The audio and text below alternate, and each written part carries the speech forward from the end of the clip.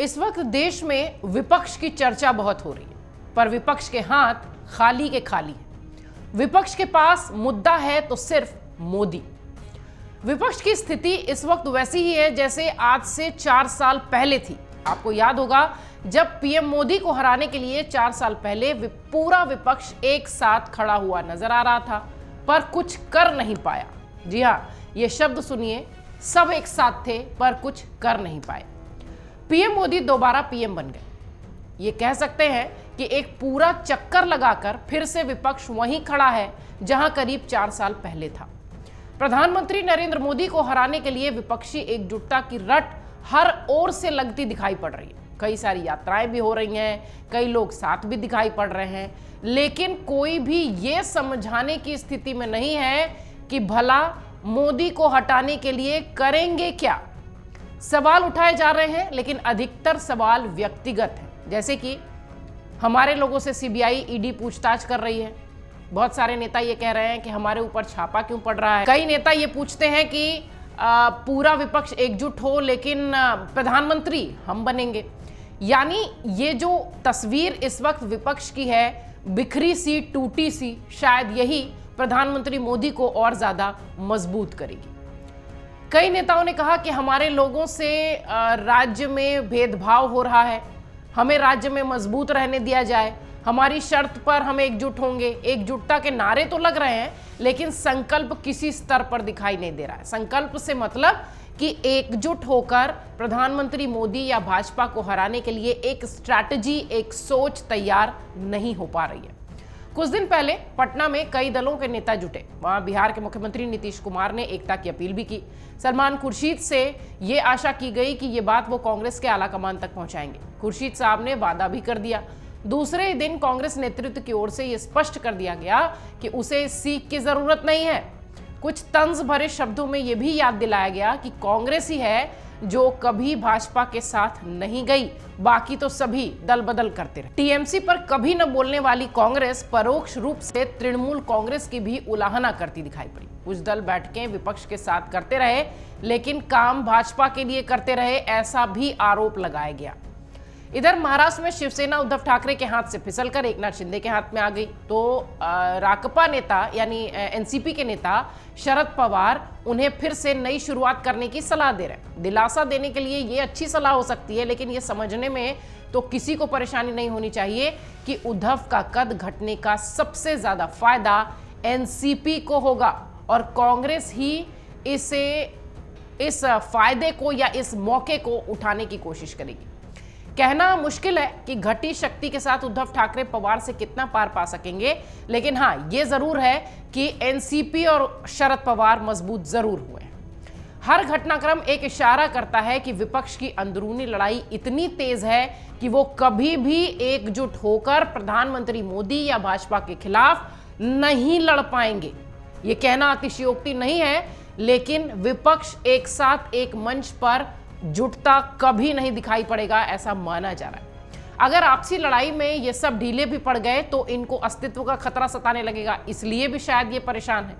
ये हर किसी पर लागू हो रहा है, हर पार्टी के नेता पर लागू हो रहा है, फिर चाहे कांग्रेस हो जो कि सबसे बड़ी पार्टी है, या फिर जदयू कह लीजिए, राजद कह लीजिए, सपा कह लीजिए, एनसीपी कह लीजिए, उद्धव की शिवसेना कह लीजिए। ये सब वो लोग हैं जो कि व्यक्तिगत हित को देखते हुए सिर्फ ये बात तो कह रहे हैं कि विपक्ष को एक साथ आना चाहिए, लेकिन कहीं पर भी ये साथ दिखाई नहीं पड़ रहे। लिहाजा उन्हें पहले खुद के बीच ही फैसला करना है, फिर ये तय करना है कि मोदी के खिलाफ किसे उतरना है, चेहरा कौन होगा। यानी पहले स्ट्रैटेजी तो तैयार की जाए। फिलहाल गुत्थी सुलझती नहीं दिख रही है और इसलिए कांग्रेस की ओर से यह भी साफ कर दिया गया है कि विपक्षी एकजुटता तो चुनाव के बाद ही होगी। कांग्रेस ऐसा कह रही है, तो इसका संदेश ये भी है कि जो सबसे बड़ी विपक्षी पार्टी है वो हम ही हैं, जिसे आना है वो हमारे तरफ आए। हमारा हिस्सा उसी अनुपात में बड़ा होगा और हमारा निर्णय ही अंतिम होगा, ये कांग्रेस कई दिनों से बताने की कोशिश कर रही है। राहुल गांधी भी पिछले महीने खत्म हुई भारत जोड़ो यात्रा में इसी संदर्भ को समझने के लिए और समझाने के लिए भी लोगों से मिलते दिखाई पड़े थे। अपना अपना हिस्सा मांग रहे क्षेत्रीय दलों को राहुल ने यह संदेश दिया कि कांग्रेस ही है जो कन्याकुमारी से कश्मीर तक की यात्रा कर सकती है। कांग्रेस नेतृत्व की ओर से विपक्षी दलों को इसका भी एहसास कराया गया कि सभी को एकजुट होना होगा, लेकिन जो छाता होगा वो कांग्रेस का होगा और उसके नीचे ही सबको खड़े रहना होगा। लगभग 3,500 किलोमीटर की यात्रा से कांग्रेस संगठन को कितना बल मिला ये तो आने वाला वक्त बताएगा, लेकिन राहुल ने पार्टी के अंदर अपनी छवि थोड़ी मजबूत जरूर की है। राहुल की बात हम इसलिए कर रहे हैं क्योंकि राजनीतिक विश्लेषक इस बात को मानने से परहेज नहीं कर रहे कि राहुल ने अपनी स्थिति परिस्थिति में पार्टी के भीतर काफी मजबूती के साथ अपने आप को रखा है। राहुल विपक्षी एकता को किस तरीके से सधा पाएंगे ये कह पाना मुश्किल है, लेकिन विपक्ष के अंदर एक बहुत बड़ा ऐसा वर्ग है जो कि राहुल गांधी के साथ आगे बढ़ना चाहता है। यही कारण है कि कांग्रेस के भी हौसले बुलंद है और कांग्रेस कह रही है कि छाता हमारा होगा, आप सबको इस छाते के नीचे आना होगा। कांग्रेस ने खुलकर यह भी कह दिया है, लेकिन चुनाव से पहले या बाद में किस तरीके की स्थिति होगी ये देखने वाली बात होगी, क्योंकि सभी दल, हर छोटा बड़ा दल, हर क्षेत्रीय दल राजनीतिक जमीन अपनी खोना नहीं चाहता, इसलिए वो किसी छाते के नीचे नहीं आना चाहता। ये कहकर पार्टी ने उन्हें भी संदेश दिया है, कांग्रेस पार्टी ने ये संदेश दिया है कि जिसे भी चलना है उसे कांग्रेस का नेतृत्व स्वीकार करना होगा।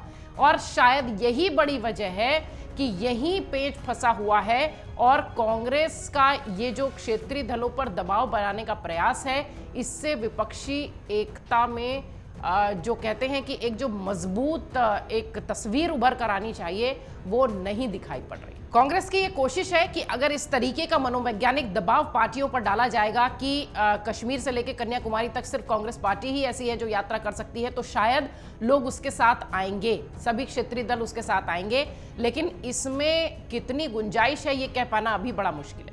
ममता बनर्जी ने कहा था कि जो दल जहां मजबूत है उसे दूसरे दल और मजबूत होने का अवसर देना चाहिए। कुछ दिन पहले अगर आपको याद होगा तो बिहार के उप मुख्यमंत्री तेजस्वी यादव ने भी इस बात को दोहराया था। कांग्रेस का यह मानना है कि जो सबसे बड़ा दल है उसे और बड़ा होने का अवसर मिलेगा, तभी एकता स्थायी होगी। ये पूरी चर्चा 2014 के बाद से शुरू हुई थी, लेकिन प्रधानमंत्री मोदी दोबारा सत्ता में आ गए, भाजपा दोबारा सत्ता में आ गई, लेकिन ये जो स्ट्रैटेजी तैयार करने की कोशिश की जा रही थी इस पर कोई भी एक कह लीजिए कि मोहर नहीं लगी और इस बात से भी नकारा नहीं जा सकता कि यही वजह रही कि भाजपा दोबारा सत्ता में आ गई, क्योंकि विपक्ष ने कहीं से भी 1% की भी मजबूती नहीं दिखाई। बंगाल में ममता बनर्जी की बड़ी जीत के बाद चर्चा और आगे बढ़ी 2014 के बाद से, लेकिन अंदरूनी संशय, अविश्वास, असुरक्षा ये सब इतना ज्यादा बढ़ने लगा क्षेत्रीय दलों के बीच कि किसी भी लिहाज से वो कहीं पर भी कांग्रेस के साथ आते नहीं दिखे और एक मंच पर भी नहीं दिखे। मोदी के खिलाफ मैदान में उतरने की जो पहली शर्त है वो ये है कि उन्हें एक चेहरा सामने रखना है, और प्रधानमंत्री मोदी के सामने विपक्ष से कौन सा चेहरा होगा यही सबसे बड़ी समस्या सामने दिखाई पड़ रही है। और शायद यही वजह है कि विपक्ष इसलिए भी एकजुट नहीं हो पा रही है। और माना यह भी जाता है कि जब आपका विपक्ष कमजोर होता है तो ऑटोमेटिक सामने वाला जो पक्ष है वो मजबूत होता दिखाई पड़ता है। भाजपा की बहुत सारी कमियां भी होंगी, लेकिन विपक्ष जिस तरह से बिखरा है, विपक्ष जिस तरह से क्षेत्रीय दल के हर नेता जो ये चाह रहे हैं कि उन्हें प्रधानमंत्री बनना है, इस वजह से उनकी एकजुटता नहीं दिखाई पड़ रही, उससे इधर प्रधानमंत्री मोदी और भाजपा मजबूत होते दिखाई पड़ रहे हैं। 2024 से पहले निश्चित तौर पर विपक्षी एकता को लेकर चर्चाएं तेज हो रही हैं, लेकिन ये सब एक मंच पर दिखाई पड़ेंगे प्रधानमंत्री मोदी के खिलाफ, ये कह पाना थोड़ा सा मुश्किल दिखाई पड़ता है। डाउनलोड करें अमर उजाला ऐप और पाएं खबरें लगातार। अगर आप ये वीडियो YouTube पर देख रहे हैं तो हमारे चैनल को सब्सक्राइब करें और बेल आइकन को दबाना ना भूलें। अगर आप Facebook पर ये वीडियो देख रहे हैं तो हमारे पेज को लाइक करें।